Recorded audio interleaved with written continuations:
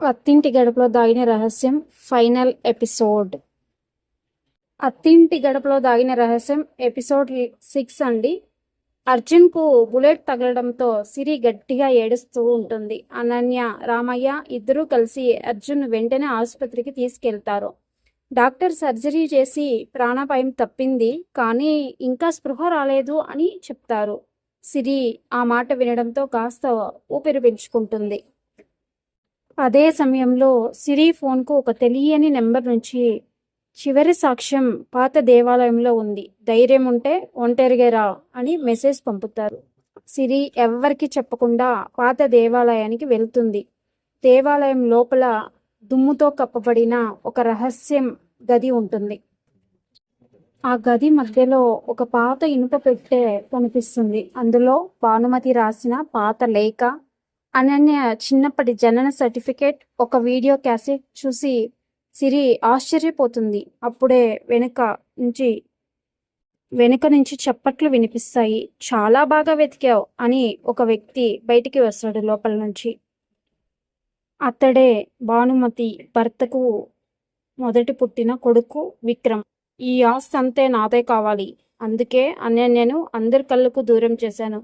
ఇప్పుడు నువ్వు ఈ నిజంతో బయటకు వెళ్ళావు అని గన్ తీస్తాడు. సిరి వెనక్కి తగ్గుతుంది. అప్పుడే మరో గన్ శబ్దం వినిపిస్తుంది. విక్రమ్ చేతిలోని గన్ కింద పడిపోతుంది. అక్కడికి అనన్య, పోలీసులు చేరుకుంటారు. విక్రమ్ పారిపోవడానికి చాలా ప్రయత్నిస్తాడు, కానీ రామయ్య అతన్ని అడ్డుకుంటాడు. పోలీసులు విక్రమ్ని అరెస్ట్ చేస్తారు.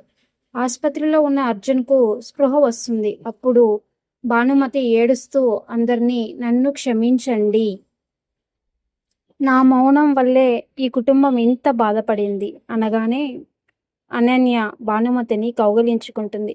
20 ఏళ్ల తర్వాత ఈ కుటుంబం మళ్ళీ ఒకటయింది అనే సంతోషంలో ఉండగా ఒక చివరి టెస్ట్. పోలీసులు విక్రమ్ వస్తువులు పరిశీలిస్తుండగా ఒక డైరీ దొరుకుతుంది. దాని చివరి పేజీలో ఇలా రాసి ఉంటుంది, నేనొక్కడనే కాదు. ఆ మాట విని సిరి మళ్ళీ ఆలోచనలో పడుతుంది. మరుసటి రోజు పోలీసులు విక్రమ్ను విచారిస్తారు. నీకు సహాయం చేసింది ఎవరు అని ఇంటరాగేట్ చేస్తే విక్రమ్ నవ్వుతూ అతని పేరు చెప్పినా మీరు నమ్మరు అంతే అని చెప్పి మౌనంగా ఉండిపోతాడు. అదే సమయంలో సిరి, అనన్య ఇద్దరు విక్రమ్ డైరీని పరిశీలిస్తారు. ఒక పేజీ మధ్యలో దాచిన పాత ఫోటో దొరుకుతుంది. ఆ ఫోటోలో భానుమతి, రామయ్య, విక్రమ్ ఇంకా ఒక ముఖం కనిపిస్తుంది. కానీ ఆ వ్యక్తి ముఖాన్ని కావాలనే చింపేశారు. ఫోటో వెనుక ఇలా రాసి ఉంటుంది, చివరి తాళం పాత బంగ్లాలోని గ్రంథాలయం.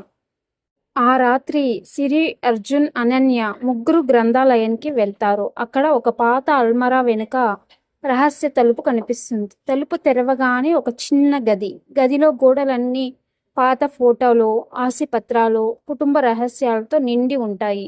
మధ్యలో ఒక టేబుల్ పై పాత టేప్ రికార్డర్ ఉంటుంది. సిరి ప్లే బటన్ నొక్కుతుంది. అందులో ఒక గొంతు వినిపిస్తుంది, ఈ కుట్రకు నాయకుడు విక్రమ్ కాదు నేను అంటూ. అందరూ షాక్ అవుతారు. అప్పుడే చీకట్లో నుంచి ఒక వ్యక్తి బయటకు వస్తాడు. అతడే ఈ కుటుంబానికి ఎన్నో ఏళ్లుగా నమ్మకంగా పనిచేస్తున్న కుటుంబ లాయర్ శేఖర్. శేఖర్, ఆస్తి మొత్తం నా చేతిలోకి రావాలంటే మీ అందరినీ ఒకరిపై ఒకరిని అనుమానపడేలా చేయాల్సి వచ్చింది అని అతను గన్ తీసి సిరి వైపు గురి పెడతాడు. అప్పుడే వెనుక నుంచి భానుమతి వచ్చి సిరిని తోసేస్తుంది.